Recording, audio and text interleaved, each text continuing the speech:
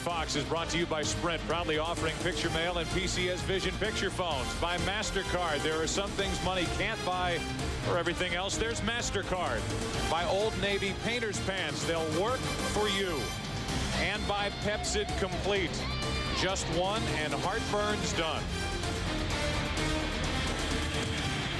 Roger Clemens is getting ready to go to take on the Boston Red Sox. It has become tradition. From his forehead to the forehead of Babe Ruth on that monument out at Monument Park. And Clemens, who so far is 2-0 in this postseason, coming off a 17-9 regular season, will take on this lineup. Johnny Damon leading off, and Todd Walker batting second. Nomar Garciaparra broke through yesterday. He's hitting third. Manny Ramirez, David Ortiz, the DH. Kevin Millar at first, Trot Nixon in right, Bill Miller at third, and Jason Varitek homered yesterday. He has hit 4 in this postseason. 41 years old, the Rocket, Roger Clemens. And the question in everybody's mind, is this it? Is this his last appearance? How fitting, from Boston to New York City, with a stop in between at Toronto. Remarkable career, winning 300 games this year. His 300th this year.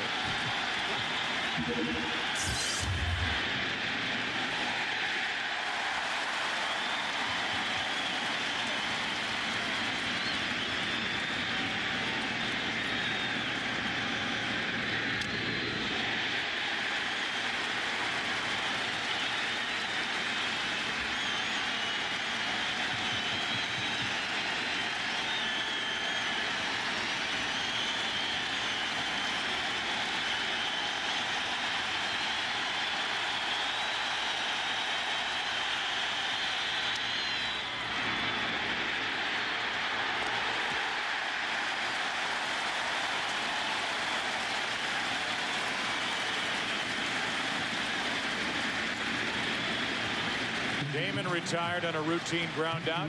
Here's Todd Walker.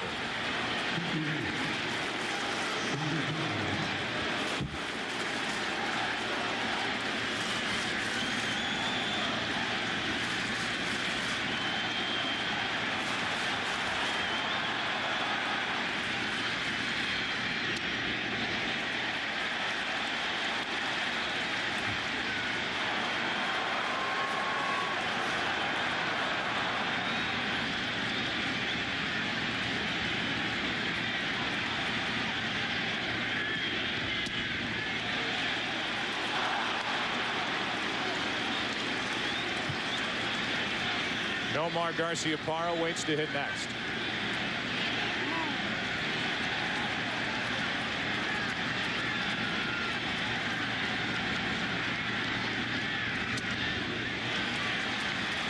Three and 0 on Walker.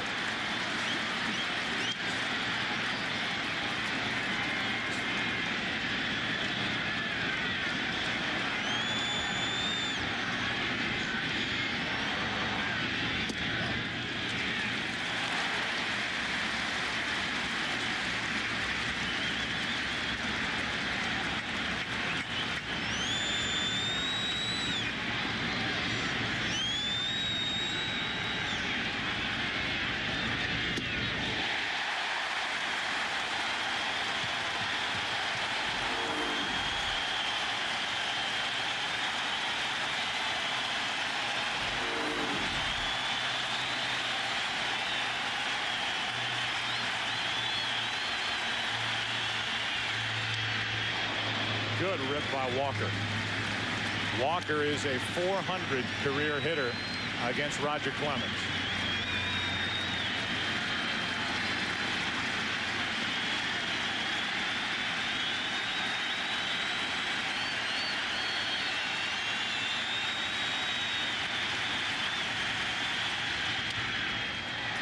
That ball's down the line and foul.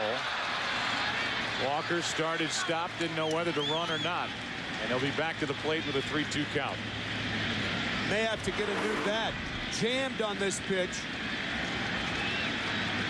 After that Cub series against the Marlins, foul balls of that type will never be looked at the same again.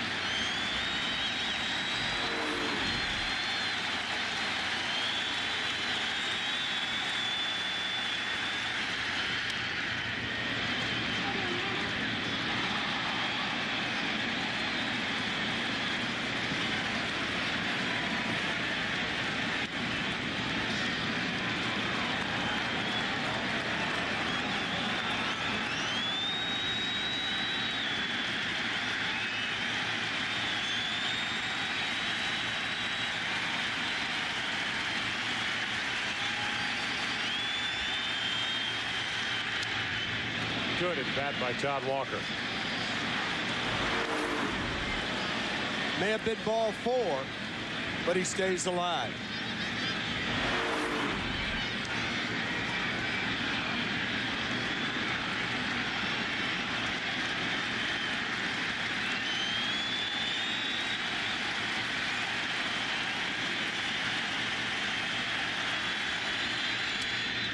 Into right center field for a hit. Bernie Williams cuts it off, makes a good play, and Walker is on with 1 out in the first inning for Boston. A 10-pitch at bat for Todd Walker. When Roger Clemens' fastball is down, he is easier to hit than when his fastball is up.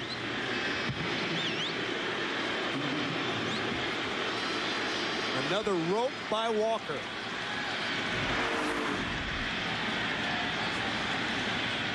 Garciaparra now. A combination of Millar, Miller, and Garciaparra 7 for 55 in this series coming into yesterday's Game 6. The trio combined for 9 hits. Garciaparra had 4 of them.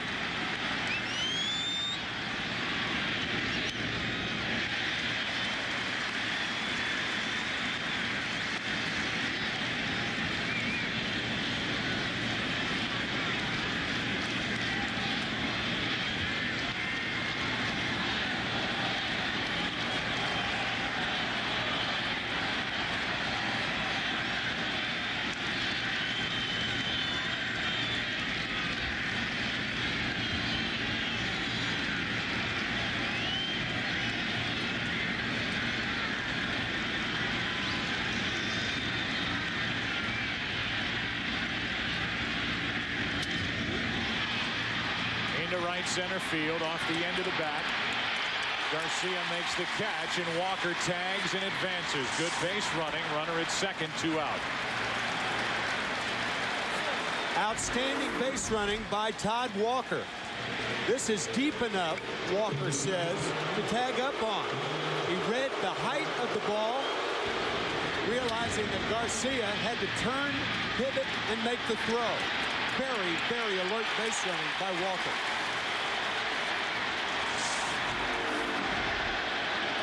RBI chance for New York native Manny Ramirez.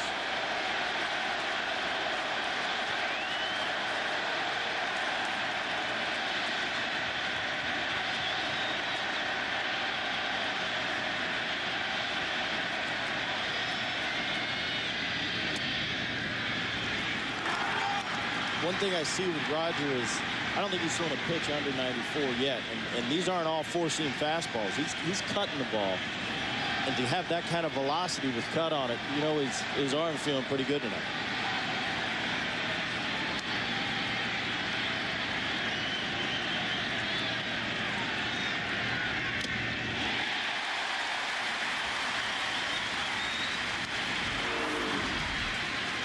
The cut fastball Brett Boone was talking about right here evens the count.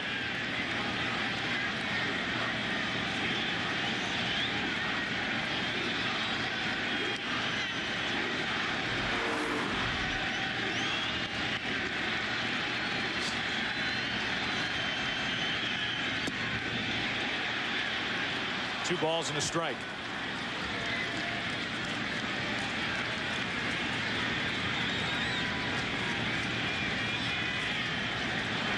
Manny Ramirez has struggled in his career against Roger Clemens.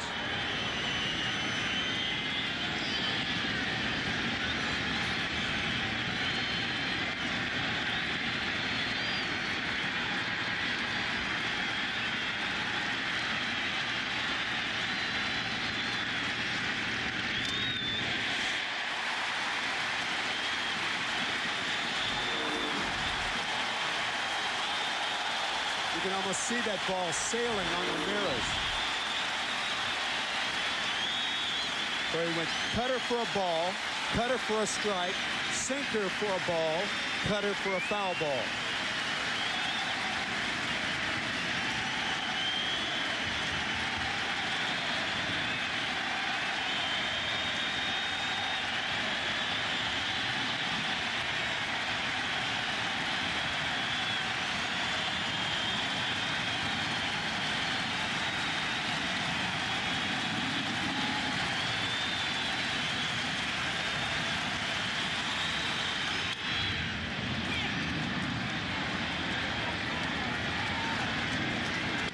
Pedro Martinez, when he steps to the mound, will be on that Yankee Stadium mound for the first time in his career in the postseason.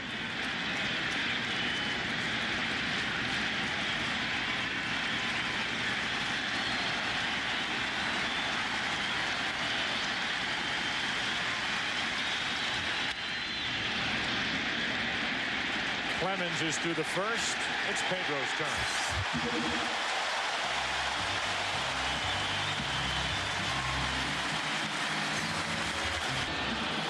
Pedro Martinez 1-1 in the postseason this year with the Red Sox. Will take on this lineup: Soriano, Johnson, and Jeter. Different look. Nick Johnson batting second. Where's Giambi if Jeter's hitting third? He's batting seventh as the DH. First time he's done that for Joe Torre. Enrique Wilson, who has handled Pedro Martinez, batting eighth. Kareem Garcia ninth. And here's Pedro Martinez.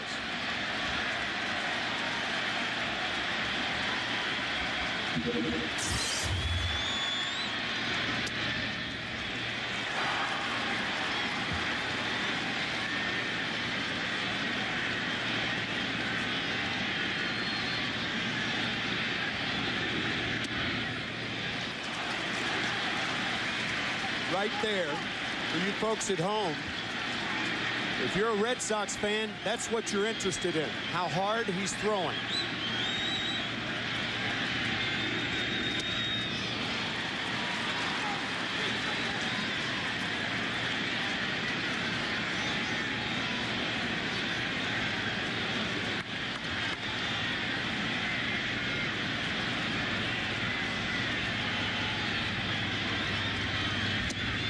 One away.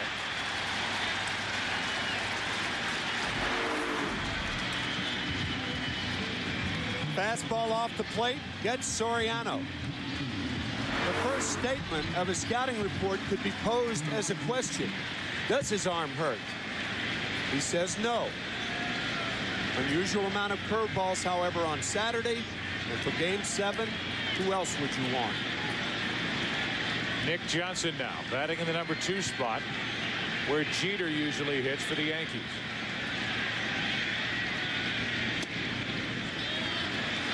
I think you can look at how hard he's throwing and maybe say his arm isn't feeling good if he's hitting 88, 89. But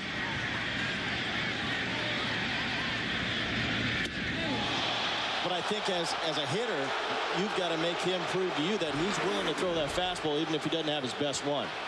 If he can locate at 88, you got to know that he will throw it at any time, so you can't just sit on the off speed.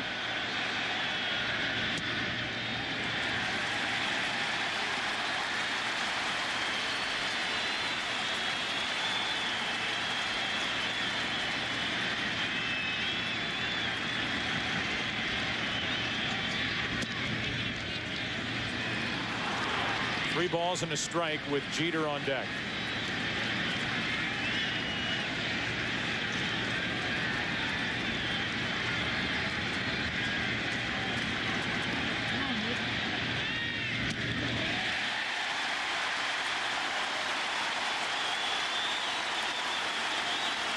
One on, one out. Jeter coming up, and we have yet to see anything resembling a good fastball from Pedro Martinez. He is under the fastball. He is yet to break 90. Of course, the curveballs that he threw to Soriano, they're going to be around 70. But he struck him out on an 88-mile-an-hour fastball. Pedro was on the disabled list with a sore labrum right under the shoulder from May 25th to June 11th.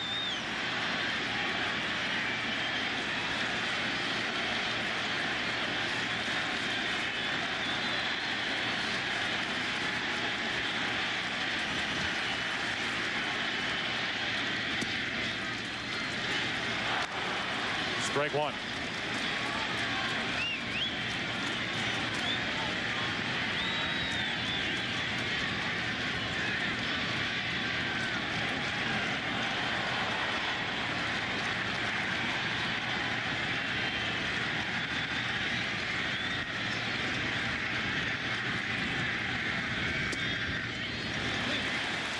One ball, one strike.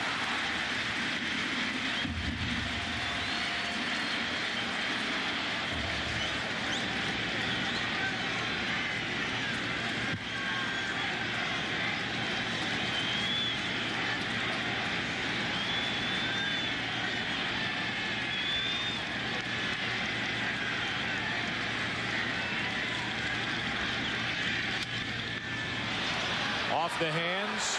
Millar at first and foul ground. 2 out. And with a runner at first, 2 out, Bernie Williams will be the hitter. Watch how this fastball tails in on the hands of Derek Jeter.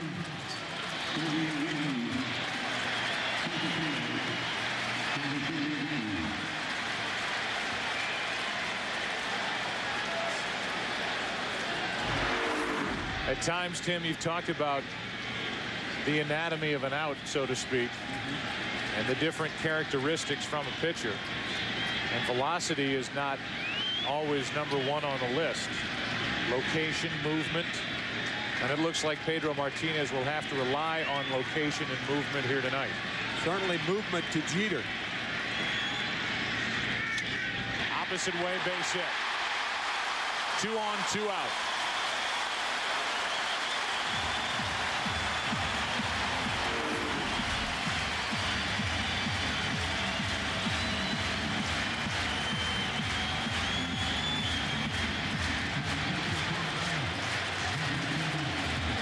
So a scoring opportunity for the Yankees in the first, and Hideki Matsui moved up in the order to the #5 spot. Digs his way in.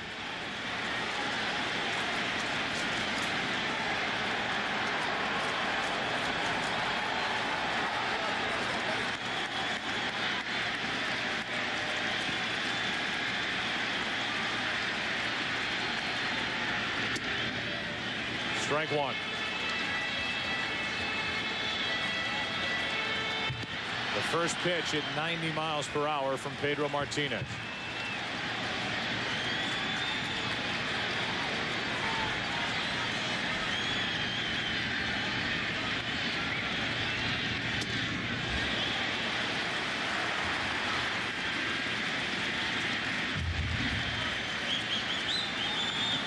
I would imagine Giambi was shocked to get to the ballpark and find his name on that lineup in the #7 spot.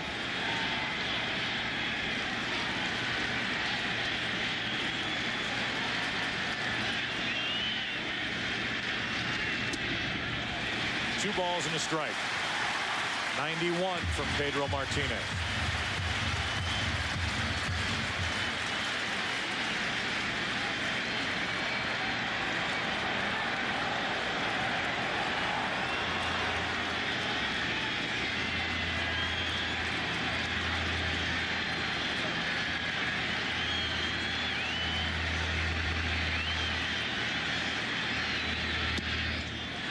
On the outside part, 2-2.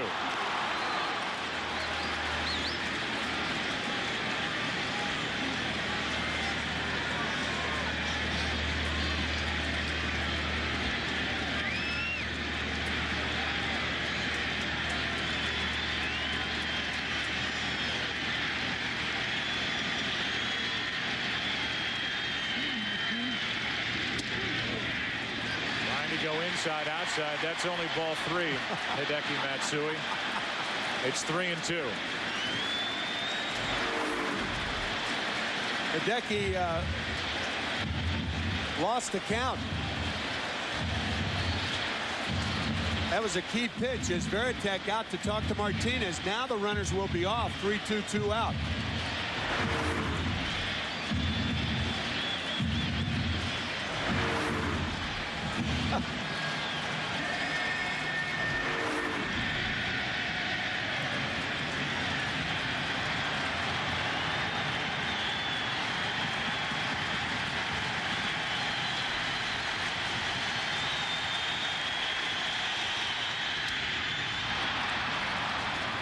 Johnny Damon is coming on.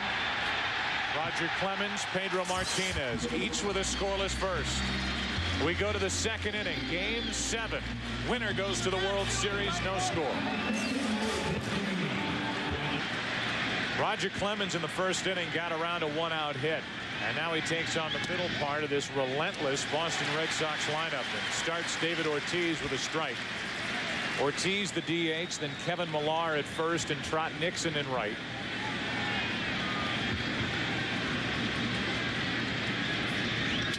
Into center field on a line. Bernie Williams makes a tough play, hit right at him. 1 out. and Millar coming up. Right on the button, but to Bernie Williams. Little snow cone action at the end. Our Sprint Virtual Manager question is, who matches up better with the Marlins? In your opinion, the Yankees or the Red Sox? A for Yankees, B for Red Sox. To answer the question, use your PCS Vision phone from Sprint or log on to foxsports.com, keyword MLB on Fox. Kevin Millar fouls the first pitch back, strike one. Millar a couple of hits in yesterday's 9-run, 16-hit attack that the Red Sox came up with, finally breaking through offensively to win Game 6.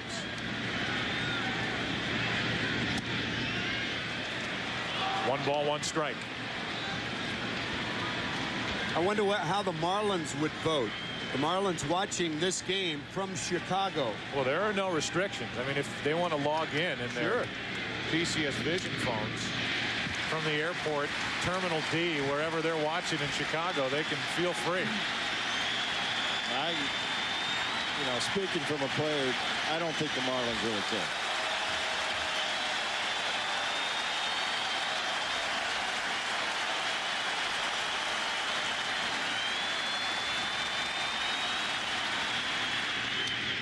Into right center field, tailing away from Williams. That ball will get down, and on a hop, Bernie Williams on another good play holds Millar to a single.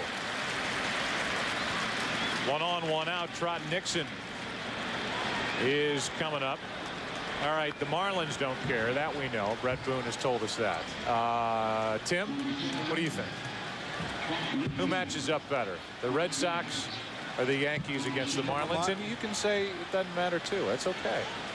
I don't think the Marlins care. I mean, after last night, I don't think they care one way or the other. I agree with Brett. Okay, let me be the one to say. All right. It really doesn't matter. But put your vote in.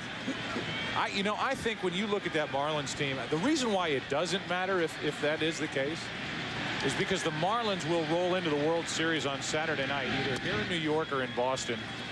Please turn your phone off, Tim. I will. With so much confidence. They've got hitting up and down their lineup. They've got a starting rotation that's going to go in a little backward after the way things finished up at Wrigley Field, having to use Beckett in relief, and was he terrific last night. Unbelievable. They've got a bullpen with 2 guys who can close games. They've got speed. They hit for average. So maybe that is the answer, because I think they match up well against either one of these two teams. Speed's the key. Speed is the key that the Marlins have that neither of these two teams have. And the catchers in the World Series, be it Veritek or Posada, are going to have a lot of heat, and so are the pitchers trying to hold the runners close. Nixon into right center field. Did he get enough? Yes, he did. The Red Sox strike first. Trot Nixon, a home run to right center field. It's 2-0 Boston in the second.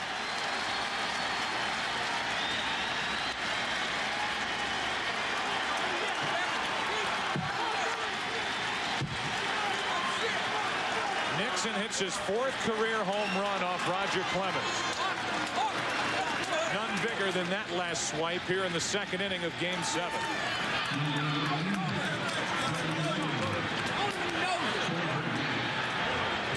That looked like a splitter that stayed up in the strike zone, about belt high outside part of the plate.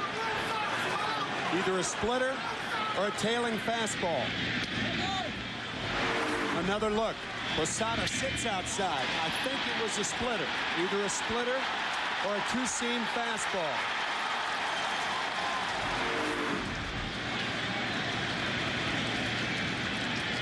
Miller now with 1 out takes a strike, and it's 1-1.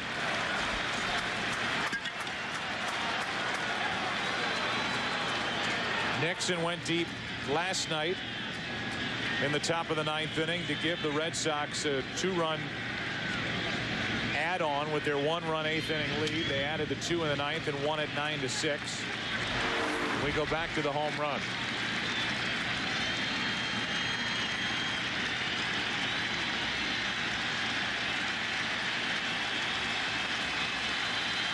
That's a two-seam fastball. Here's a 1-2 pitch. Miller strikes out. 2 out.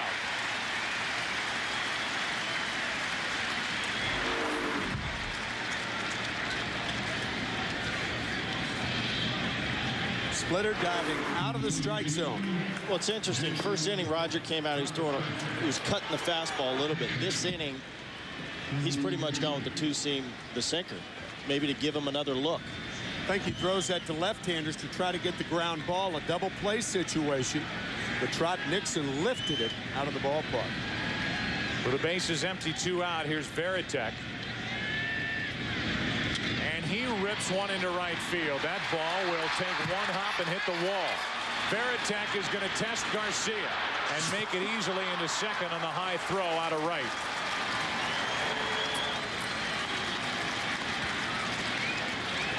Often the number of outs determine whether to take the extra base or not. There are 2 outs, even though the ball's hit sharply, and Garcia comes up with it quickly. Varitek testing his arm properly, and he overthrows Jeter.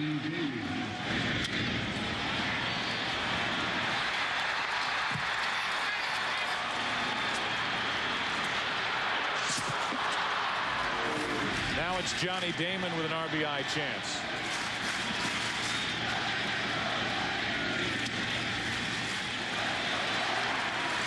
This packed house trying to rally behind Roger Clemens. We said it at the top, and I'm sure we'll say it again.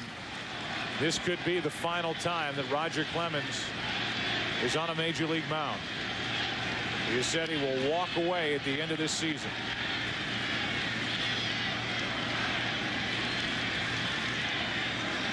.310 career victories, number 3 on the all-time strikeout list with 4,099. His 0-1 pitch. 1 ball, 1 strike on Damon. For Clemens, his 24th postseason start, he's 8-6 and 2-0 this year. But it all falls to this, a Game 7 here in the ALCS. Laying off that pitch is Damon. It's 2-1.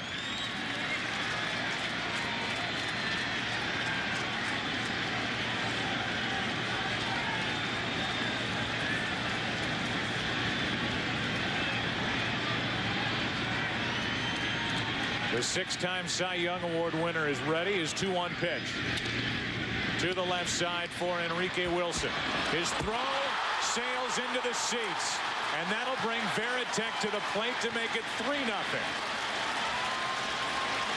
Wilson in the lineup for his bat against Pedro Martinez. Boone is sitting out, and Wilson throws it into the photographer's section behind first base for an error and a 3-0 Red Sox lead. Usually if you drop your arm when you're throwing, the ball will tail into the runner, as Wilson's did then. He has the type of motion, the throwing motion, where the ball tails. Certainly not the arm that Aaron Boone has. So another run by the Red Sox. And now red-hot Todd Walker steps in.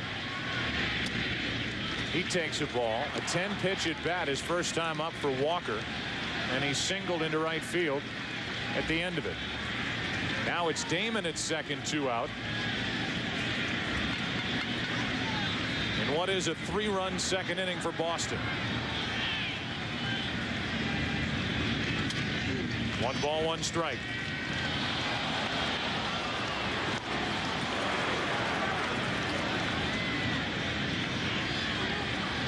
The last time the Boston Red Sox were in a Game 7 in an ALCS was 1986, and they won that game over the California Angels behind Roger Clemens.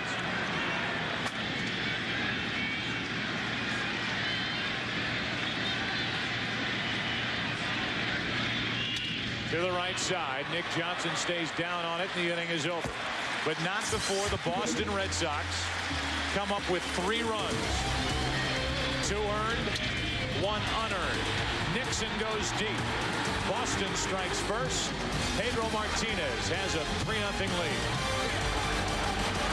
Championship Series on Fox, brought to you by Kill Bill, the #1 movie in America, now playing in theaters everywhere. Rated R.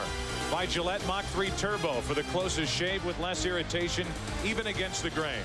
By Taco Bell, think outside the bun. And by a swing and a miss for strike one. Orville Redenbacher's popcorn. Start popping today. A swinging strike on Jorge Posada, and we're underway in the bottom of the second. It'll be Posada, Giambi hitting 7th, and Enrique Wilson. That misses. 1 ball, 1 strike. We did see a flash of that good Pedro Martinez velocity on that final pitch to Matsui with 2 on, 2 out in a long first inning. Popped up into left center field for Johnny Damon. 1 out. Well, it was the only time in the inning that Martinez hit 93 with the fastball. That was the final pitch of the inning. Well, I think we can get too wrapped up in velocity. I mean, if Pedro's hitting his spots, whether it's 89, of course, it would be nice for him to have his 95 and hitting his spots, but he can do it with the velocity he's got right now. I think you notice he's throwing more fastballs in the first 2 innings than he probably threw the whole last game. That was Saturday afternoon at Fenway Park as he misses inside, ball 1 to Giambi. And that was a day he didn't get wrapped up in velocity, and he lost because he was throwing too many curveballs and too many changeups. The 1-0. The one thing Pedro is smart and knows how to pitch. No question about that. He can't come back out here and throw all breaking balls. This Yankee hitters are too good, and you can't get a team to know what you're going to throw, and they'll just sit on the breaking ball all night. The 2-0 pitch. 3 balls, no strikes. A 2-0 changeup that missed, with Enrique Wilson up next.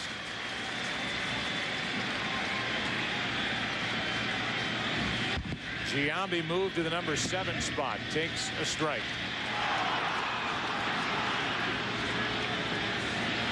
So far in this series, 8 out of 37 in the postseason. 1 home run. Yesterday. The 3-1 on the inside corner, 3-2.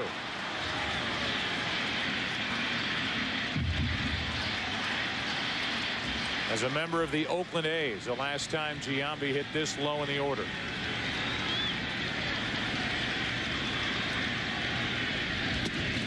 A high fastball, and there's 93 miles an hour again. And if the Red Sox have proven one thing, the way to get Giambi out in this postseason, high heat, and Pedro Martinez gets it by his bat.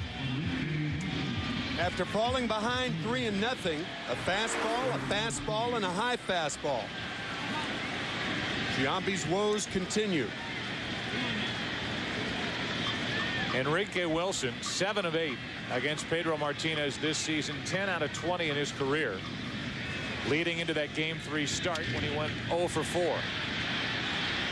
This one down the right side, out of play for strike 1. Already Enrique Wilson has made his presence felt with a throwing error that led directly to a run. And his reaction in the dugout after making the miscue.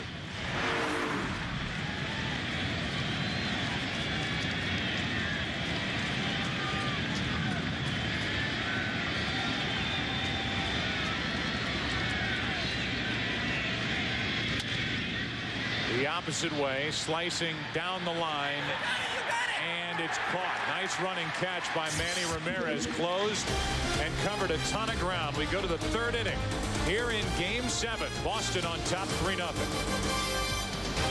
Heart of the order for the Red Sox here in the 3rd inning. Garciaparra, then Ramirez, then Ortiz.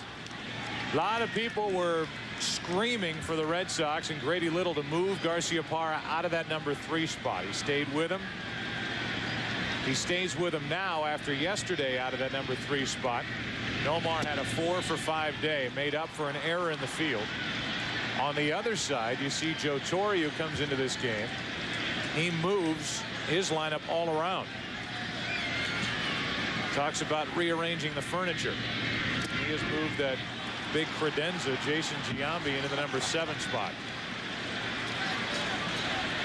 He's got Nick Johnson batting second, Jeter in the number 3 position, and Enrique Wilson in there, while the Red Sox are going with their typical look.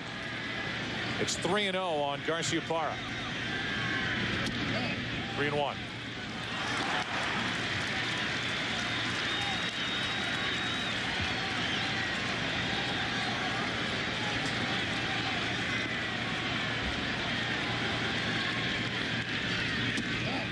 Three and 2. And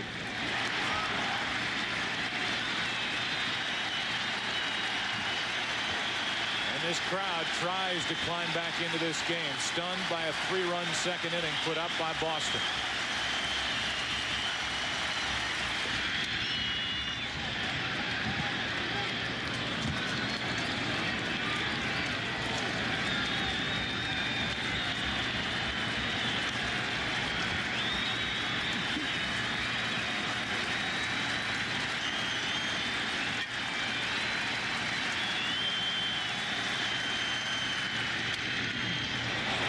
A 3-0 count, and Roger Clemens comes back to get Garciaparra.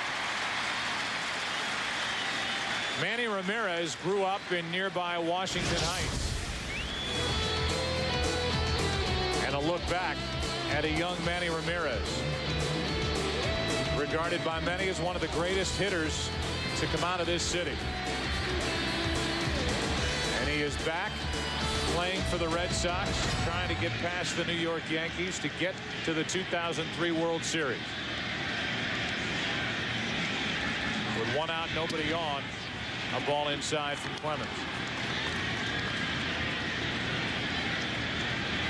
At George Washington High in 1991, 22 games, batting average of .615.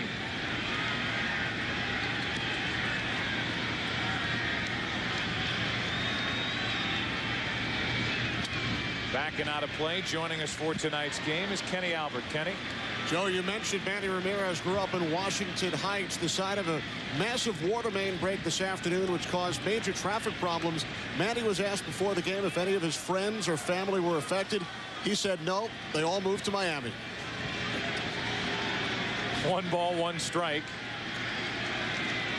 And he may get to see friends and family in Miami in the World Series if the Red Sox can hang on and defeat the New York Yankees as the count goes to 1-2.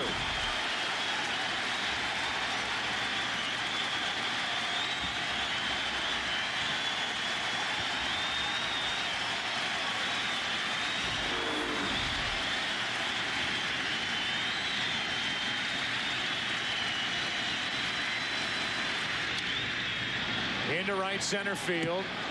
Kareem Garcia to his right as it tails back to him, 2 out. That was a cut fastball, something to which Brett referred earlier. And what it will do, it will cut off the fat part of the bat.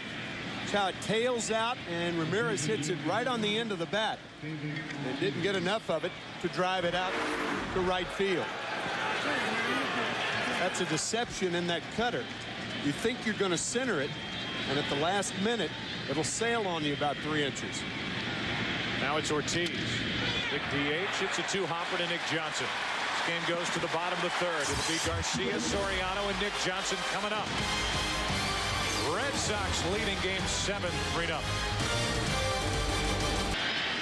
Pedro Martinez back to work. It's 3-0. Bottom of the 3rd inning. Dealing with Kareem Garcia. Remember, Garcia was the one that was hit. Back of his shoulder. A 2nd and 3rd situation in that 4th inning back at Fenway Park on Saturday by Pedro Martinez. A 1-0 pitch. Another pop-up. We've seen a few of those. That's into left center field. And it's Johnny Damon for out number 1. If you've been living under a boulder for the last week, this is what started the mess.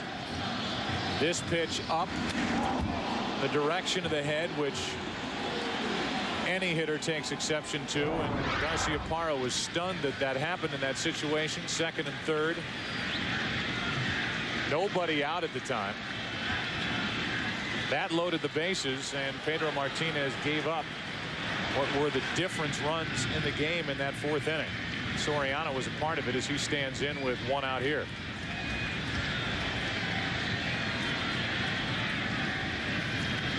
Soriano struck out his first time up and takes a strike on the outside corner. With all of that swirling around, all of that psychological baggage, I think Martinez's shrewdest pitch so far tonight was the second pitch to Nick Johnson. He knocked him back off the plate as if to tell the Yankees, listen, just because we had that brouhaha the other night, don't think I won't come inside on you. I hear that term all the time, sending a message. That was a message.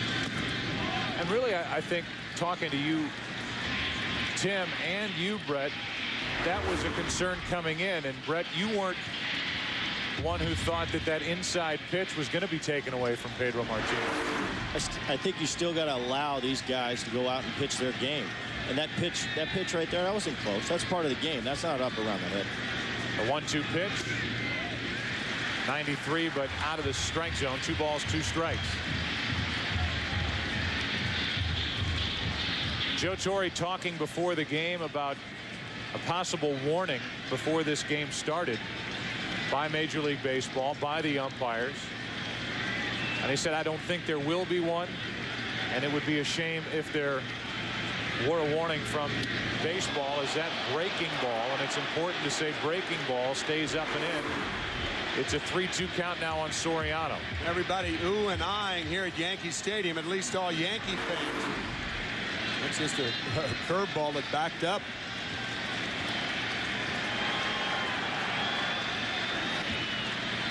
One out, the base is empty. 3-2 on Soriano with Nick Johnson on deck. Fastball to get Soriano, 2 out. Strikeout number 3 on the night for Pedro Martinez. Play Hit the Pros presented by Chevy Silverado. Face real pitches from today's best hurlers. Log on to foxsports.com. Keyword games, Chevy Silverado, it's the right truck. 3 strikeouts for Martinez, 2 out, nobody on for Nick Johnson.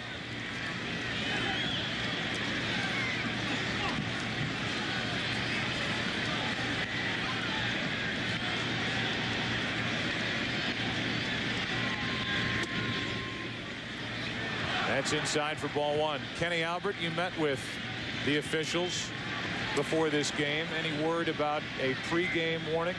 Well, Joe, I spoke with Steve Palermo, supervisor of umpires, and he told me that no club personnel, not the managers, not the pitchers, were talked to by the umpires before the game. Steve emphasized Major League Baseball and Commissioner Bud Selig will not tolerate any of the extracurricular stuff that went on during Game 3, but they were not spoken to before the game. That's into right center and easy for Johnny Damon to his left. Another pop up, another one for Damon. Pedro Martinez is settled into a groove. We slip into the 4th inning. Game 7, Boston and New York. 3-0 Red Sox.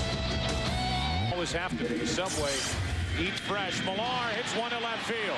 That ball back into the corner, up and out. Home run Millar.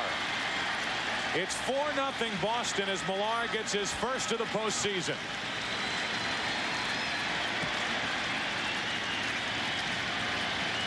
And the Red Sox and their fans have to be thinking, finally.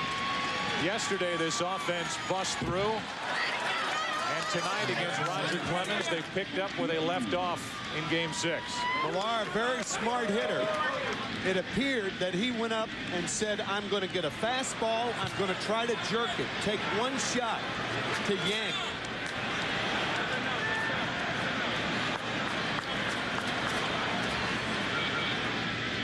Now it's Trot Nixon, the number 7 hitter, who hit a 2-run home run his first time up. That was a fastball down the middle of the plate, right below the letters.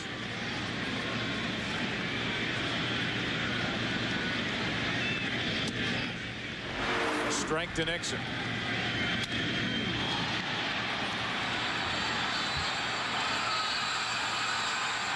You could see Posada pound that mitt in anger behind the plate.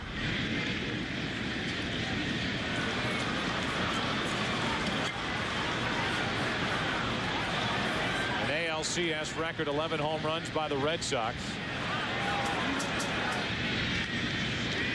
the top hitting team in baseball this season, and they're finally showing it here at the end of the league championship series. Mike Messina is getting ready for the Yankees in their bullpen. He said he'd be good for at least an inning or two. Everybody for the Yankees except for Andy Pettitte available, and for the Red Sox outside of Burkett, everybody, maybe including Derek Lowe, available for Grady Little and the Boston Red Sox. Here's a 2-2 to Nixon. Check the swing, full count.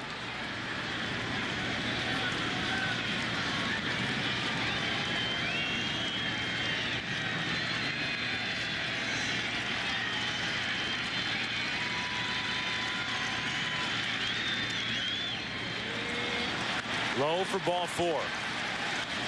First walk of the night. Roger Clemens has said he will walk away at the end of this season after putting up 17 victories during the regular year. He's 2-0 in the postseason until this. You want to talk about retirement? We asked Roger Clemens about walking away. They got the #1 reason why you should retire, and it's when the time when I knew it was time to retire is when the chance went from Rocket sucks to Dad sucks, Dad sucks. Then you knew it was time to go. So we haven't gotten there yet. You know, my boys are wanting to get in the batter's box against me a little more often now and take some cuts. So we're getting a little closer, but we're not just there yet. And there is no doubt that this is totally family driven. I mean, it has nothing to do with performances. You see a guy who tonight is struggling, allowing 4 runs on 5 hits, 2 home runs.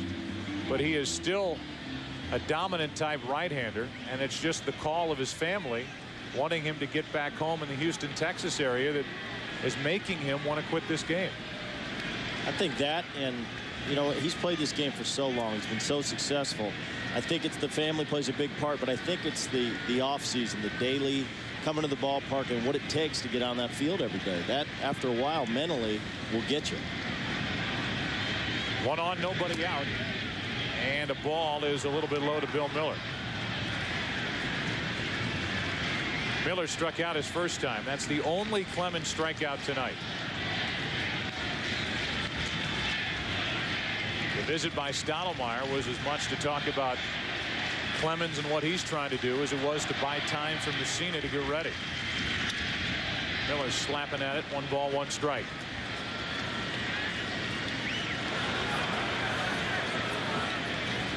If you want to look at how these two teams end up in a game 7 within this series, one area where you can point would be the bullpen. The bullpen for the Boston Red Sox has pulled it together in this postseason. And it's a big reason why this Red Sox team is in a position, if they win here tonight, to go to the World Series. Something that was an Achilles heel all year long. And for the Yankees, outside of Mariano Rivera, there are question marks throughout that bullpen. And yesterday, it became very apparent that if you don't have Rivera in the game in the late innings, Joe Torre is picking guys and hoping. And yesterday, the bullpen gave it up. Runner goes, hit and run. It works perfectly for the Red Sox. Nixon will go to third. The Red Sox doing everything right so far tonight. Have first and third and nobody out. Grady Little doesn't do it often, and it looks beautiful. One of the prettiest plays to see from high home when the wrong guy covers. The right guy if you're the Red Sox. Jeter moving over. Miller finding the vacated hole.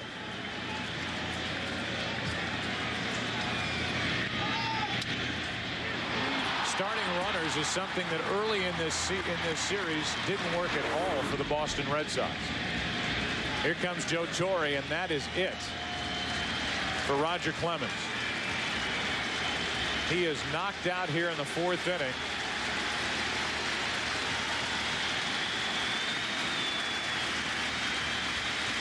And potentially could be the last time he exits a Major League field.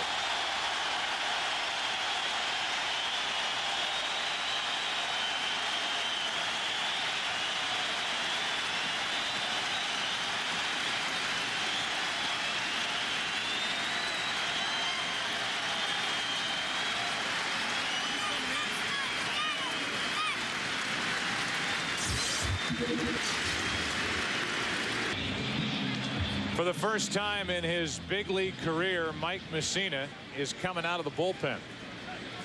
That's what's happened this postseason. An 0-3 record. He's lost twice in this ALCS. And he will try to stop this inning right here.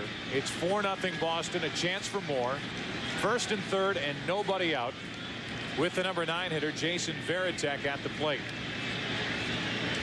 Mussina was last on the mound. Game 4 on Monday. He started and lost Game 1 on October 8th. And here he is in Game 7. Varitek. First pitch, hacking, strike 1. I think the reason that Joe Torre chose Mike Mussina is the best pitcher in the bullpen in middle relief to get a ground ball. And that's what the Yankees are hopeful of right here. Middle infielders are in double play depth.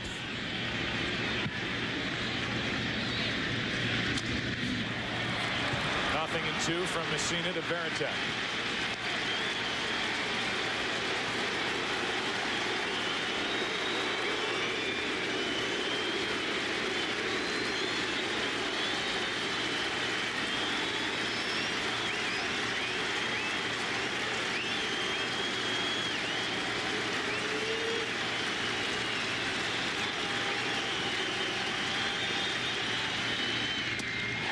Big strikeout by the Yankee right-hander. 1 away. Derek Jeter, the captain of the Yankees, in to talk to Mussina now. This is a knuckle curve, tightly wrapped. You may see the Yankees pull their infield in now, because Johnny Damon's very tough to double. Play for the play at the plate. The lead runner is Nixon at third. The trail runner is Miller. He just picked up his 6th hit of this ALCS, and here's Damon, who's 0 for 2.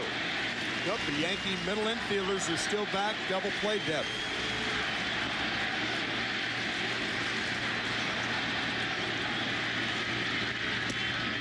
Damon takes a strike.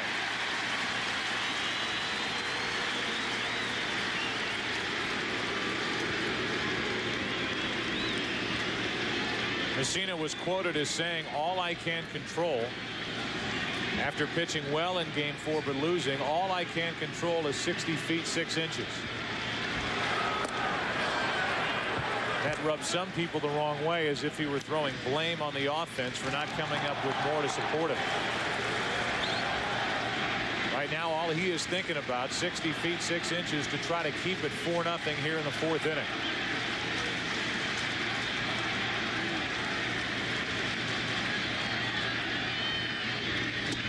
Damon takes strike 2.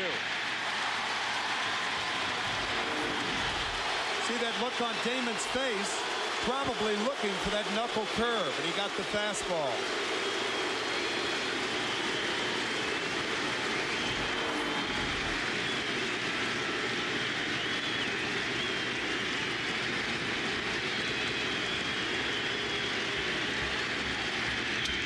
To the shortstop, Jeter. Steps and fires. Mike Mussina may have just kept the Yankees in this game.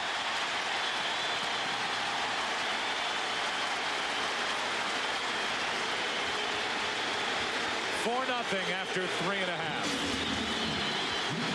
Pedro Martinez has a 4-run 4th inning lead.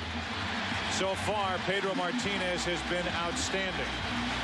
He's allowed no runs, 1 hit, 1 walk, struck out 3. And Jeter is first up.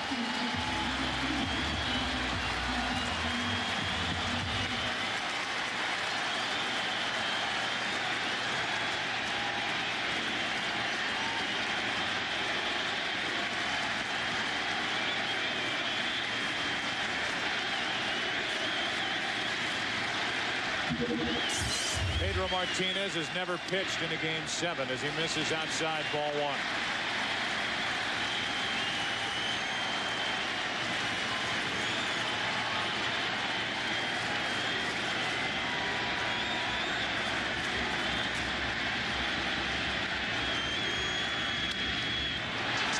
That stays fair, and Miller a long throw. 1 away.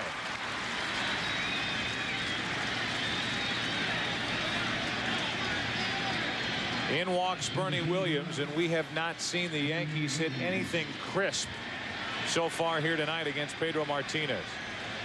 Even the base hit by Bernie Williams was off the bat, off the end of the bat, trickled through the left side, the left field.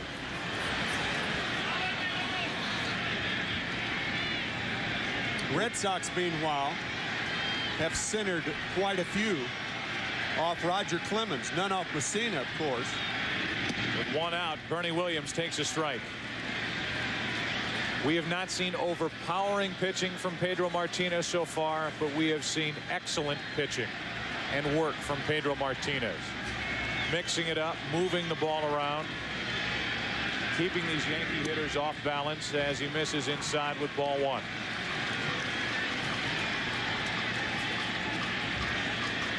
Has location on both sides of the plate. Pitch count at 45 here in the fourth inning.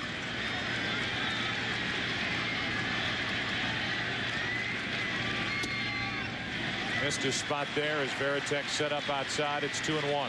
That just shows you even a master like Pedro Martinez can miss by 1.5 feet. Varitek was outside. The pitch was in off the plate inside. It's a myth to think that pitchers get them everywhere they want them all the time. Williams checked it. It's 3-1.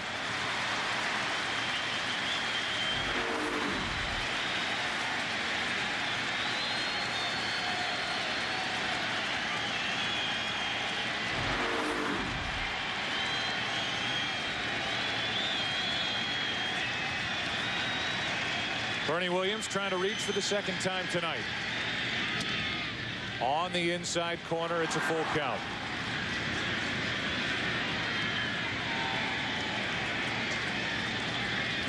There is no way you can guess successfully with Pedro Martinez.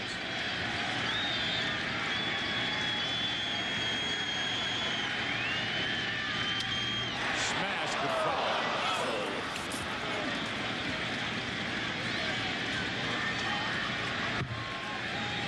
He throws change-ups and fastball counts, fastballs and curveball counts, curveballs and fastball counts. There's no regular routine about his pitching pattern.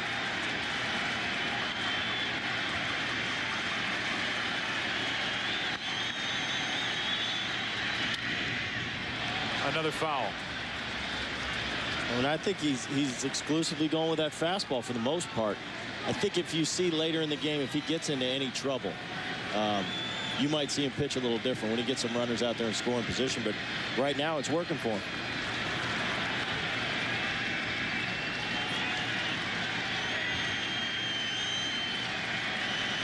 Another 3-2 pitch. Another strikeout for Martinez. 4 on the night. Tim, I know you were awfully anxious to see how Pedro Martinez would respond here in the Bronx at Yankee Stadium after what transpired in Game 3 on Saturday in Boston. To his credit, he has seemed to be able to put everything aside, go out, do his thing. He's focused. He's in control. And even with what happened on the field, between the white lines and outside the white lines in Game 3, he has been remarkable so far tonight. He's been able to do that throughout his career, to shut down all outside distractions, and he's never had more distractions than he had coming into this game. That ball is hammered to center and out of the reach of Johnny Damon. It's a 2-out double for Hideki Matsui, the Yankees' first extra base hit.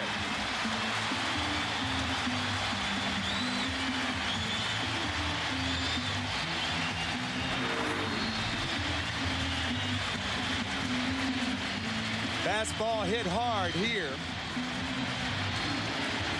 over the head of Johnny Damon, and the Yankees have a 2-out base runner.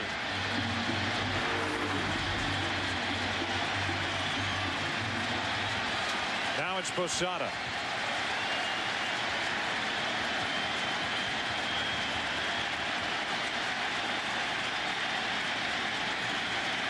(4-0) Red Sox, bottom of the fourth. Game 7.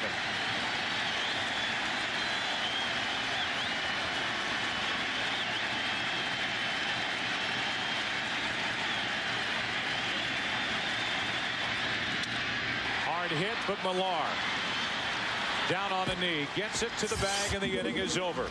The Yankees strand their third of the night. We go to the 5th. 4-0 Red Sox. Back after this from your local Fox station. Tucker first up for Boston here in the 5th. He's the number 2 hitter, and he pops it into left. Hideki Matsui makes the play. 1 pitch, 1 out. Walker now 1 out of 3, and Nomar Garciaparra with his fiance Mia Hamm in the crowd at Yankee Stadium tonight. Nomar walks in. Mia was here yesterday. Red Sox 1-9-6. And there's Mia in the middle with Garciaparra tonight 0 for 2. And longtime Yankee fan Billy Crystal always here when there's October baseball in New York. And with 1 out, nobody on, Garciaparra lines one into left field for a base hit. Matsui makes a play on 1 hop, and Garciaparra is 1 for 3.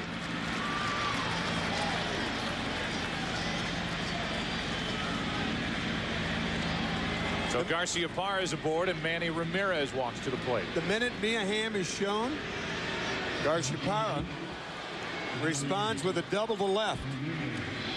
It's bound to work. Got to. It's got to work. Got to. 1 on, 1 out for Ramirez.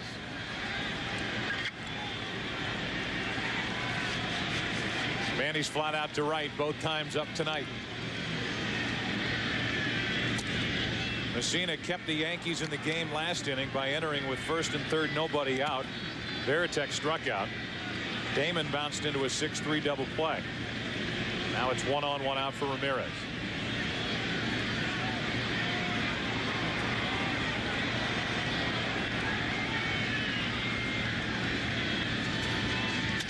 Another base hit.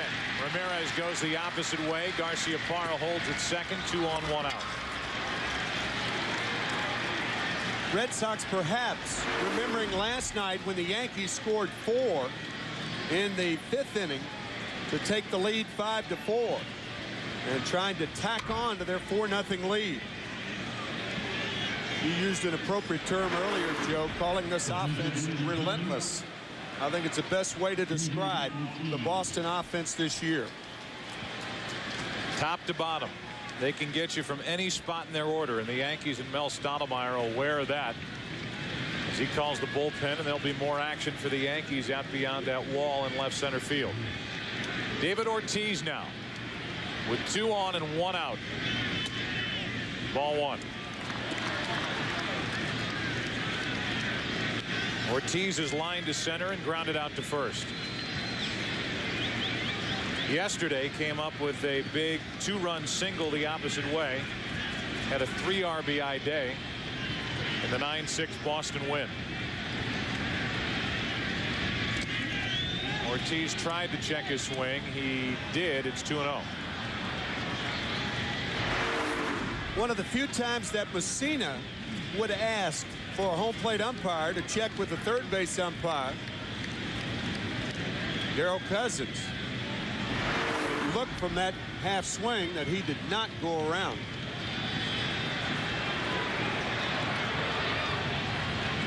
Garciaparra, Ramirez. 1 out and a 2-0 pitch. Big rip by Ortiz. The ball was in on him. It's 2-1.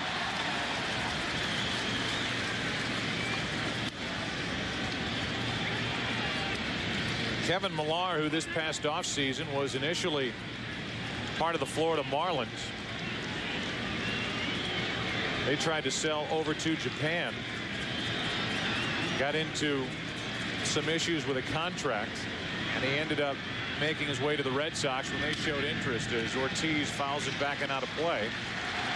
And if you want to look for a guy that's helped to change the attitude with the Boston Red Sox, Millar is right at the front of the pack. Along with the guy at the plate, David Ortiz.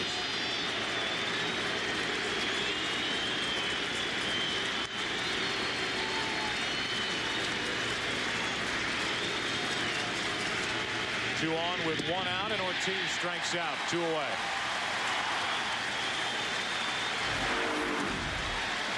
After coming inside 2 times, the split finger fastball gets David Ortiz. Kevin Millar in the 4th inning. 1 after the first pitch from Clemens. And the home run, a look at it in mega slow-mo. Full extension.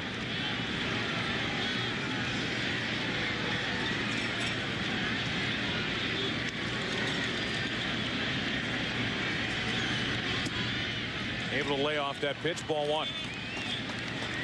The Boston Red Sox have won 10 American League pennants. The last one coming in 1986. That led to more heartbreak in the World Series against the Mets.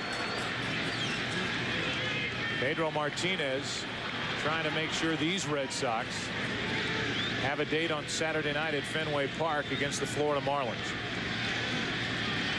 It's 4-0 here in the top of the 5th. 2 on, 2 out.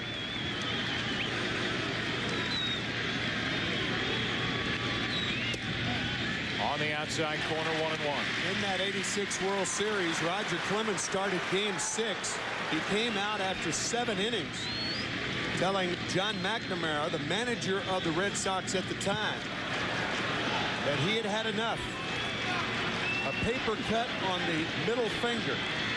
And I said on Saturday night that Clemens had always said that he wanted to stay in the game. Not so, said McNamara. Strike 2 on Millar. I talked to John McNamara today. In 17 years after managing the Red Sox, he stuck to his story that he thought Clemens should have stayed in the game. Clemens started this game and made it into the 4th. Left with a score 4-0. It's still 4-0 as Millar takes inside 2-2.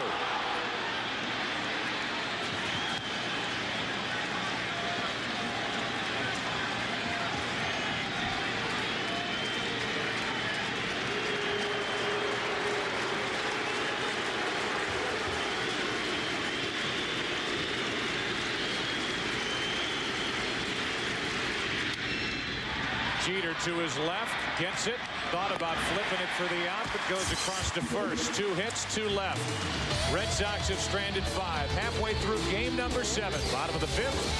4-0 Boston. Best view of tonight's game is from the Hood Lightship. Hood Dairy supports children's hospitals throughout New England in partnership with the Boston Red Sox. As this ball is hit high and deep to right center. Off the bat of Giambi and gone. It's a 3-run game. Giambi batting in the 7th spot goes deep, and the Yankees are on the board in game 7.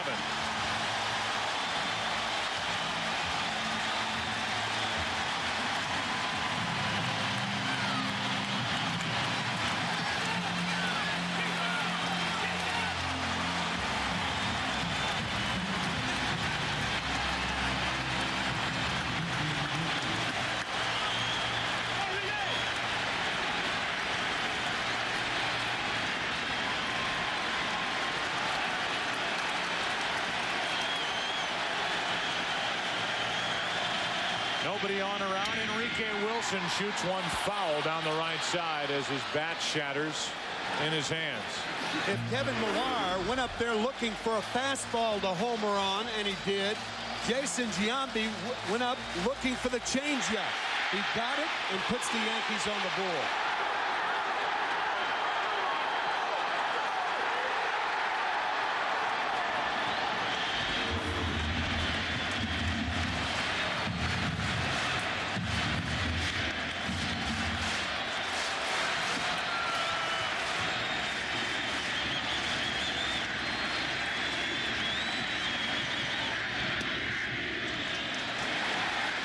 One ball, one strike.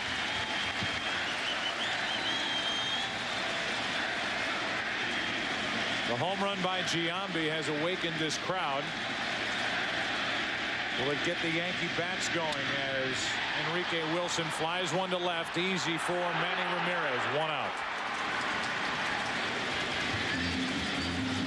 Pedro Martinez had gone 31 consecutive postseason innings without allowing a home run until Derek Jeter went deep in the third inning of Game 3. And now here tonight, another slow look as Giambi waited on that changeup from Pedro Martinez.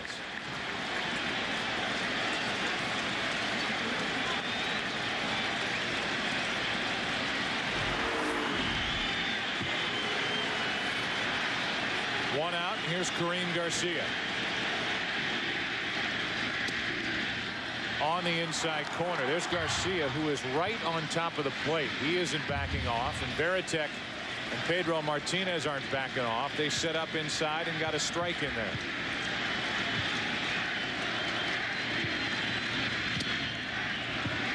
One and one.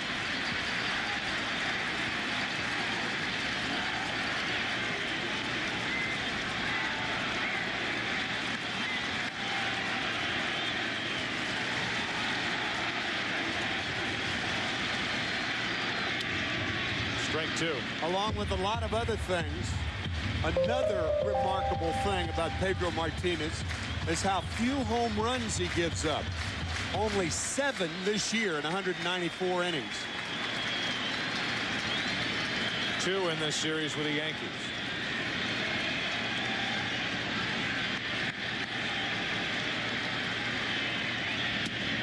Varitek almost standing as that pitch is brought home. 2 out as Martinez gets his 5th strikeout. You can see Varitek straddling home plate almost. That was a great sequence to Kareem Garcia. Fastball inside, and after missing with a fastball, the changeup, and then he got him on a high fastball for the 5th strikeout in this game.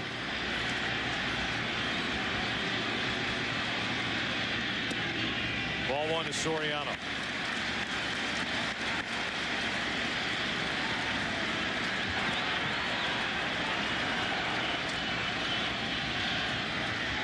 The Yankees came into this game hitting .218 in this ALCS.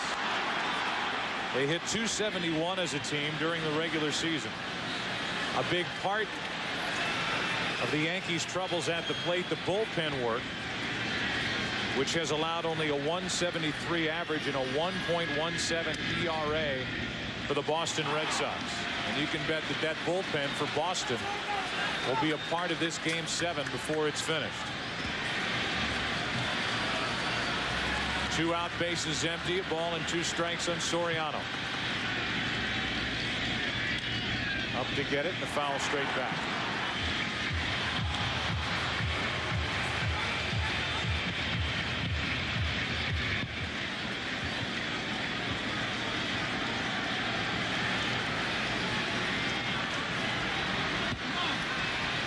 With 2 out, Soriano lays off. It's 2-2. You'd be hard-pressed to see a pitcher combine the feel of pitching with the knowledge of hitting any more than Pedro Martinez. Those 2 things make him several steps above the normal pitcher. That's on the inside corner to end the inning. That delayed strike 3 call by McClelland surprises Soriano and this crowd at Yankee Stadium.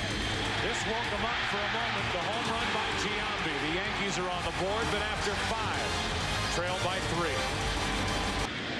Mike Messina relieved in the 4th. Got around 2 hits in the 5th and starts Trot Nixon with strike 1. It'll be Nixon, Miller, and Varitek, the bottom 3 for the Red Sox here in the 6th. Up 4-1 in Game 7. The World Series will start on Saturday night, either at Fenway or here at Yankee Stadium. No balls, 2 strikes. The Red Sox came in here yesterday and with a matchup of Andy Pettitte against John Burkett and a slew of relievers out of each bullpen, came away with a 9-6 win to force Game 7. And as the scoreboard reads 10:01, here we are in the top of the 6th inning with the Red Sox up 4-1. Dixon went one away.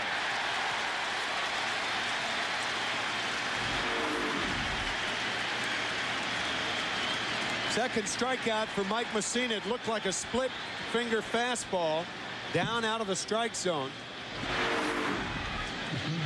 Most swinging strikeouts at splitters on balls out of the strike zone. Bill Miller now with one out, nobody on. Miller singled as part of a hit and run back in the fourth inning. That prompted the pitching change. Clemens was finished and Messina came in to bail the Yankees out of further trouble. Strike one on Miller.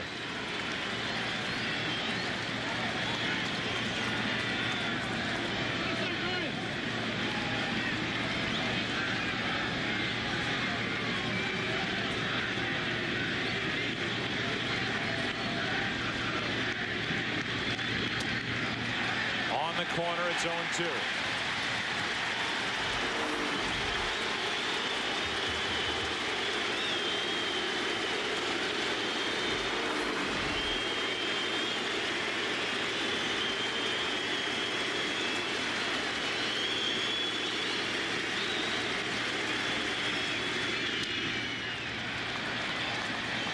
The Red Sox this season are 4-0 in October when facing elimination.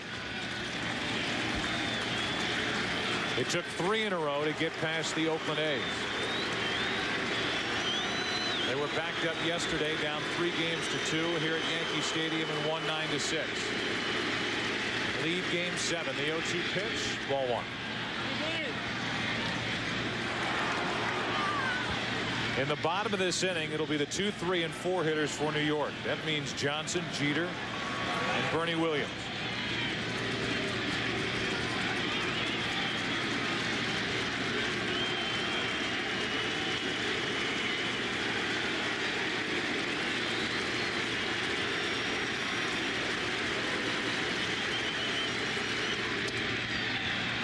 Two and 2 on Miller. Joe Torre's been around since 1996, managing these Yankees. 6 times they've been in the ALCS, and this is the first time they've been pushed to a game 7.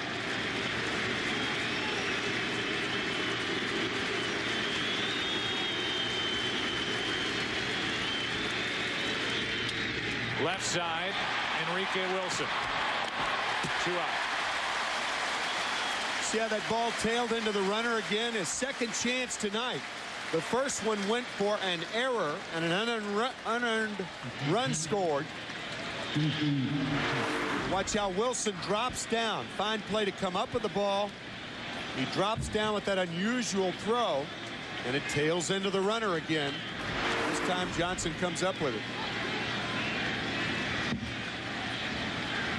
Now it's Varitek who's doubled and struck out.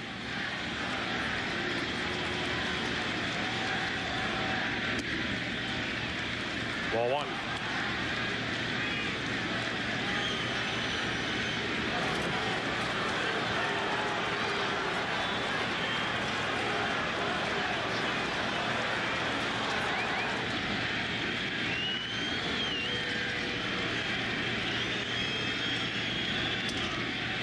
On the inside corner, ball and a strike.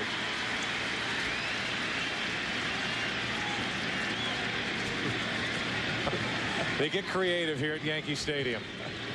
And Don Zimmer has never looked so good.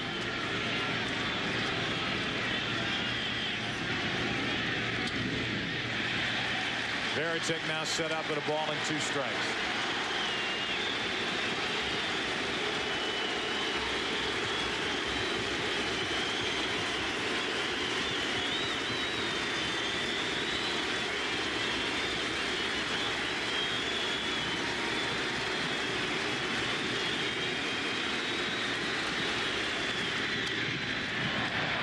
To Soriano. What a job Messina's done so far for the Yankees out of the bullpen. What a job Pedro Martinez has done on the mound for the Red Sox. Bottom of the 6th inning. 4-1 Boston. Beautiful night in New York. The temperature has gone up from yesterday. The wind has died down. And Pedro Martinez misses. with ball one outside to Nick Johnson. Johnson, Jeter, and Bernie Williams. In for a strike. Yesterday the wind was such a factor, and it definitely aided a couple of balls hit by the Red Sox in the top of the 7th. The inning where they got 3 and took the lead for good. Up and away, 2-1.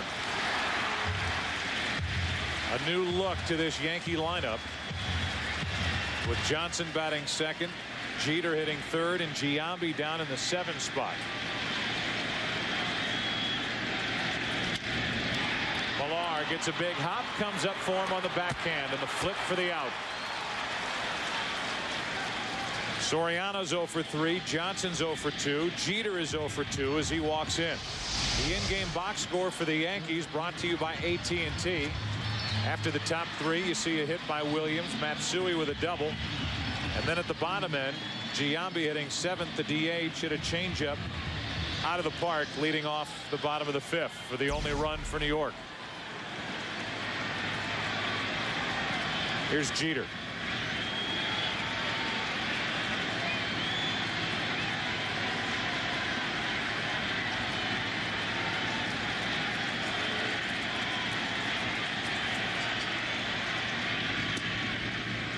Outside for ball one. I think that's a luxury Joe has with his Yankee lineup. You've got so many of these hitters that are good hitters and can hit at different parts of the order. So that's a luxury for him. If he wants to mix it up, he's got a lot of guys that can hit in different spots and do the job. A 1-0 pitch is fouled out of play into the upper deck. 1 ball, 1 strike. But it is a difference between these two managers. Grady Little stayed with an order that wasn't working, at least producing a ton of hits and runs early in this series.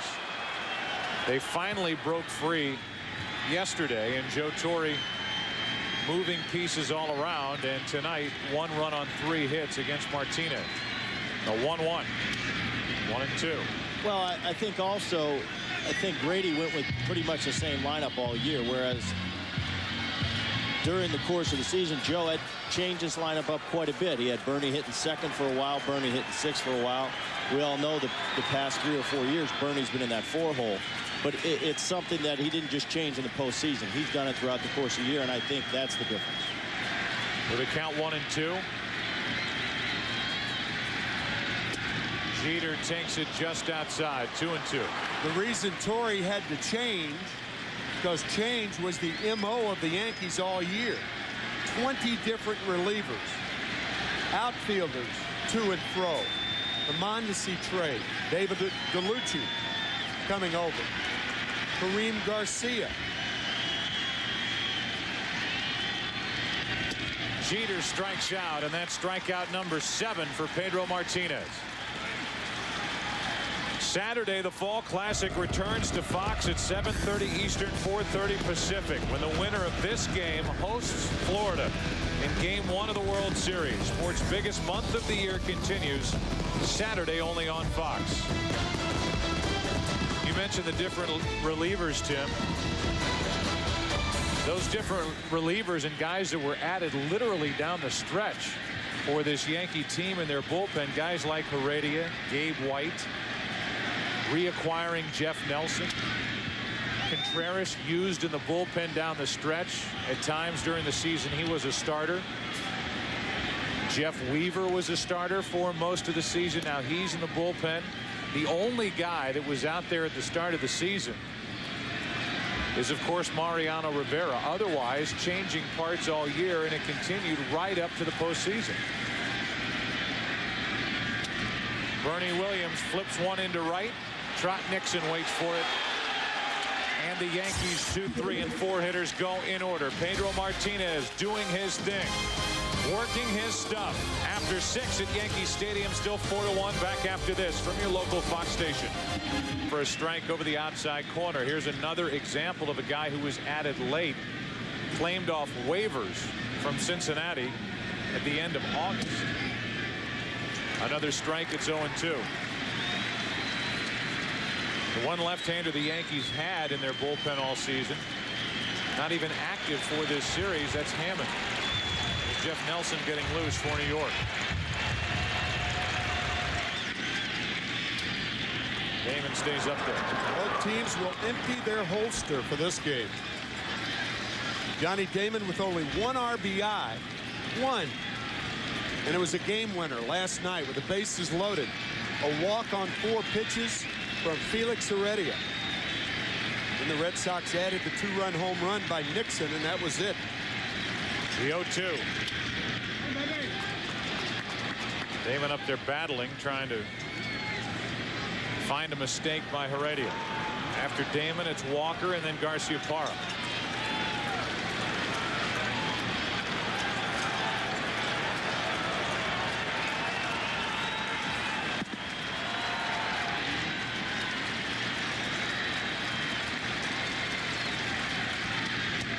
Damon strikes out, 1 away.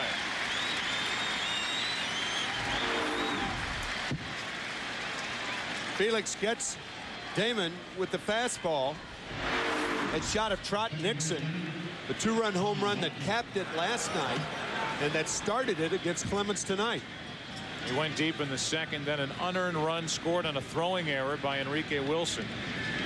Another run came in the 4th inning with Millar taking the first pitch out to left. 1 out. Here's Walker. Strike 1.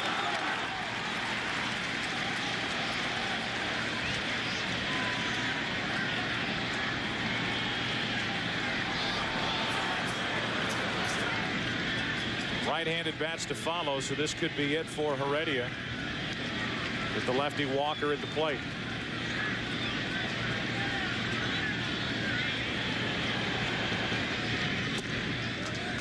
One and one.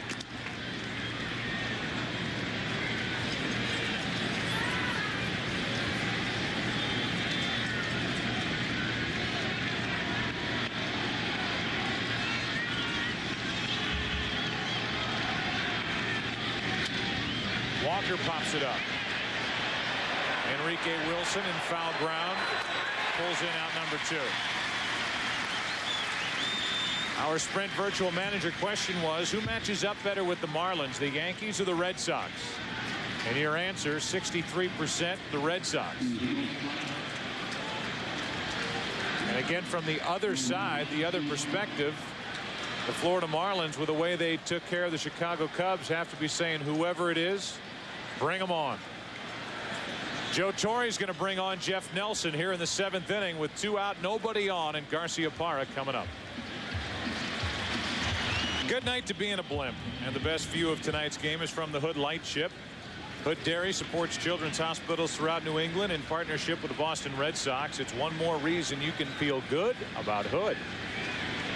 2 out, nobody on, and after the pitching change, a matchup of Jeff Nelson, who has that bloated ERA in this postseason, against Nomar Garciaparra.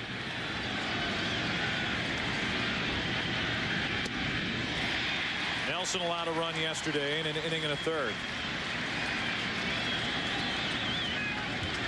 Joe Torre yesterday, when Andy Pettitte could go only 5, brought in Jose Contreras, hoping to get 3 innings out of Contreras. Got only an inning and a third.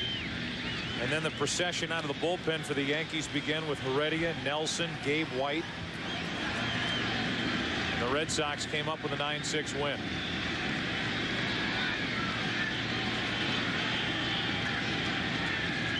The 1-1.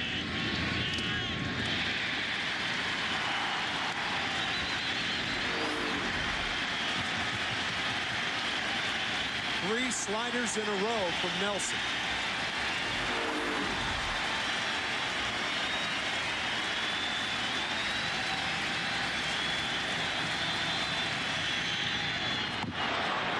Two on Garciaparra for the Yankees in the bottom of the inning. Matsui, Posada, and Giambi against Pedro Martinez, who has been able to keep his pitch count under control.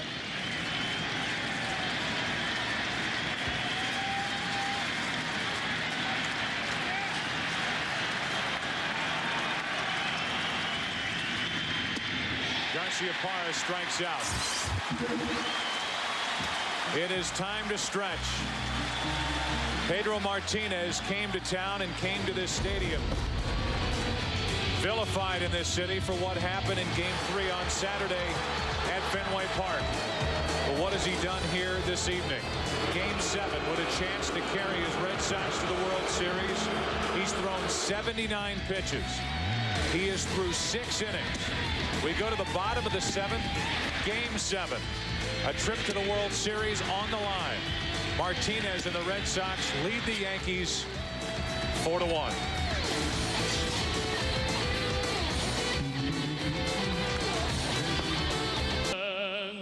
White with fun.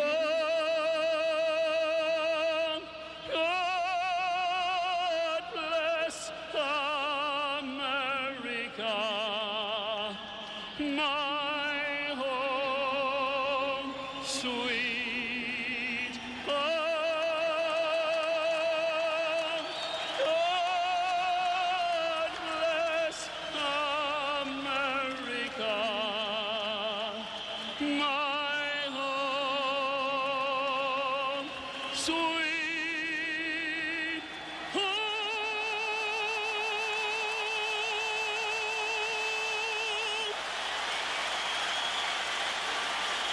Night after night throughout the postseason, Ronan Tynan, the Irish tenor, delivers that song in such a beautiful way.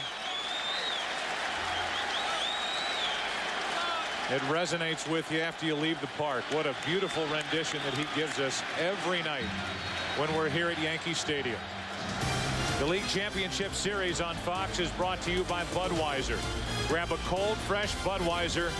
It's game time. As Pedro Martinez takes his warm-up tosses here to begin the bottom of the 7th inning, protecting a 3-run lead with Matsui, Posada, and Giambi coming up. We look back at Roger Clemens. Roger Clemens, who came up in 1984 with the Boston Red Sox, had one of the best pitching years of any hurler in the last 30 years in '86, pitching them to the brink of a world championship in '86. Left the mound in the 4th inning to a standing ovation here at Yankee Stadium after allowing 4 runs to the Boston Red Sox. And it could be, unless the Yankees rally, the last time he leaves a major league playing field. Saluted here by the Yankee fans, by his teammates, the coaching staff, a true champion. And he left here in the 4th inning. Mike Messina did a terrific job picking up. Heredia and Nelson got through the top of this 7th.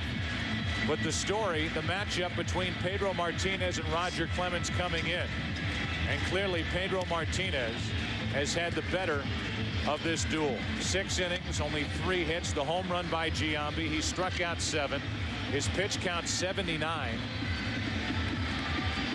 And he will work the bottom of this 7th inning with Matsui, Posada, Giambi coming up, and David Wells gets loose for the Yankees in their bullpen. The winner of this game moves on to the World Series on Saturday night. Joe, you and I and Brent were talking about this the other night, about whether Pedro Martinez, if he retired, would he go to the Hall of Fame? After looking at that right there, Sandy Koufax, Pedro Martinez, their career averages, the answer is a definitive yes. You could also slide Clemens' picture next to Koufax and talk about a guy who went out on top. Koufax, who left with an arthritic pitching elbow, as Matsui hits the first pitch to second. Picked up by Walker. Wide throw, but out. 1 away in the bottom of the 7th inning. Koufax left as a 30-year-old off a 27-9 season with a 1.79 ERA. Now you're talking about a 41-year-old in Roger Clemens, but a guy who still clearly is one of the game's more dominant right-handers. And when this season comes to a close, he has said he will spend time with the family and not come back to Major League Baseball. Here's Posada with 1 out, nobody on.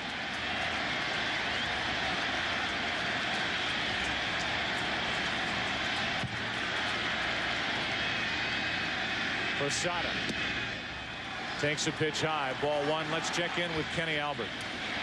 Joe, God bless America, take me out to the ball game. A 5-minute delay. Opposing pitchers have been forced to wait longer than usual during the 7th-inning stretch of Yankee home playoff games. And at the bottom of the 7th, Yankees have scored 7 runs, most in any inning. It was Ron Gardenhire of the Minnesota Twins who talked about that delay in a game that we did here, game 2 of that division series, and a matchup of Brad Radke and Andy Pettitte. Gardenhire was criticized by George Steinbrenner for making the comments.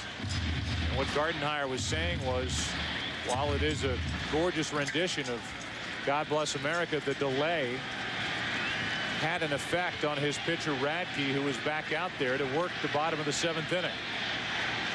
So far, Pedro Martinez is taking care of Matsui, and he's 1-2 on Posada. Just low, 2-2.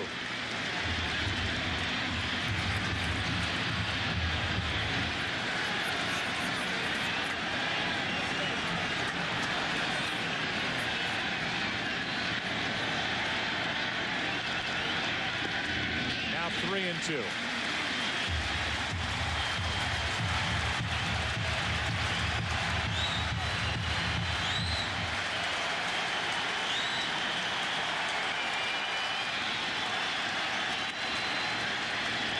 Only 4 base runners for the Yankees through 6 1/3.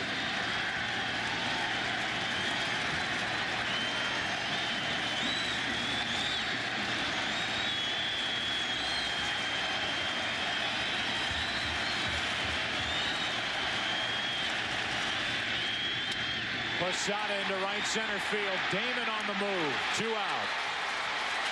Hard hit, knuckling, and it died in right center field for the 2nd out in the 7th. When you have a 3-run lead, obviously Martinez, a wily one, making Posada hit the fastball.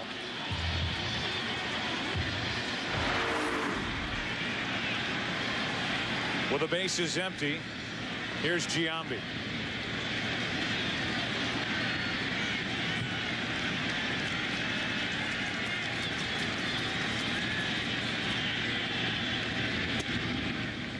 Inside for ball 1.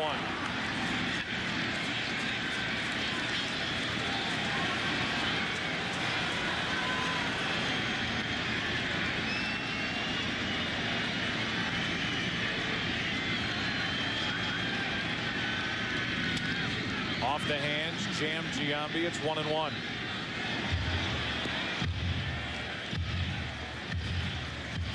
Jason's dad in the crowd working with him before yesterday's game. He's hit 2 home runs. The move down to the number 7 spot by Joe Torre before this game 7. A 1-1. Strike 2.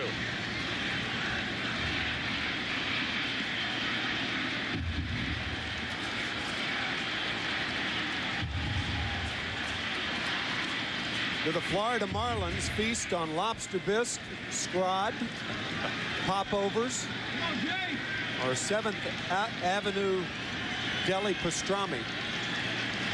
They're waiting in the airport to figure out if they're going to end up in Boston for game 1 on Saturday night or here in New York.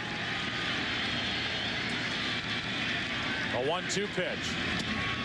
Fastball. Giambi's able to lay off. It's 2-2. Brian Cashman, the general manager of the New York Yankees.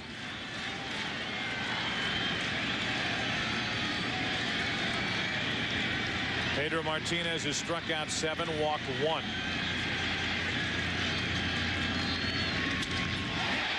Into right center field. Damon back at the track, at the wall. It is gone for another Giambi home run. It's 4-2 in the 7th.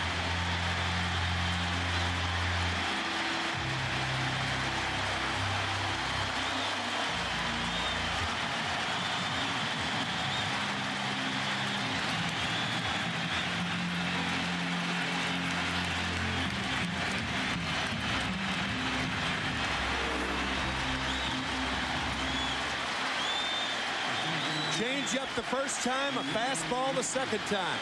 About 5 minutes before game time, Brett Boone looked at me and said, I would imagine Jason Giambi's pretty upset. Right or wrong? Yeah, I don't know how many times Jason's been out of the 3 or the 4 hole. I think he understands, and at this stage, you're in the postseason, you're worried about one thing, getting to that next step, and that's the World Series. But Ground ball, that's a fair ball. What a play by Millar, but can't get to the bag. The inning continues.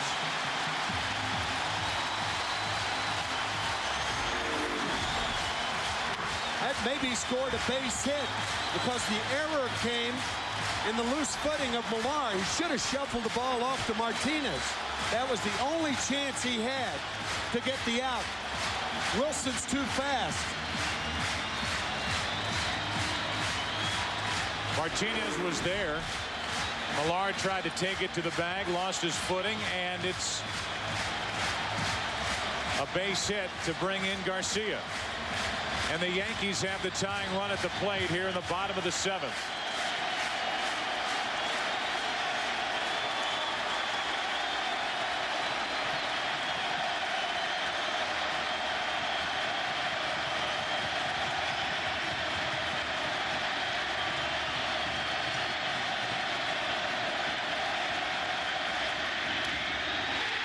Another hit.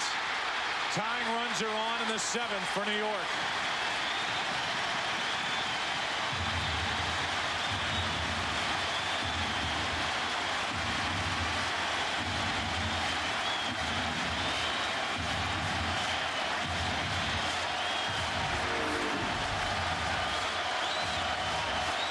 Three hits in a row here in the 7th inning.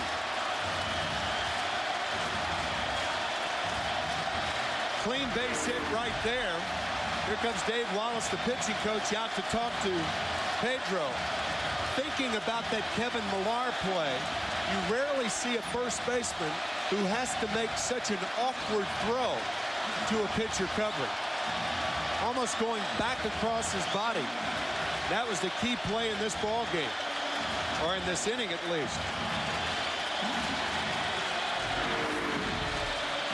Here it is one more time. Watch Millar go to his left. Now, how many times do you see a first baseman feed to a pitcher from foul territory?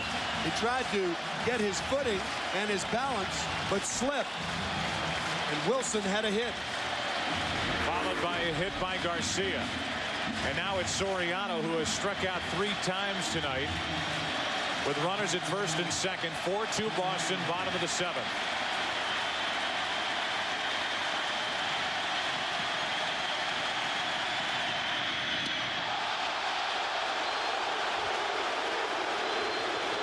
Ball 1 gets a reaction from this Yankee Stadium crowd.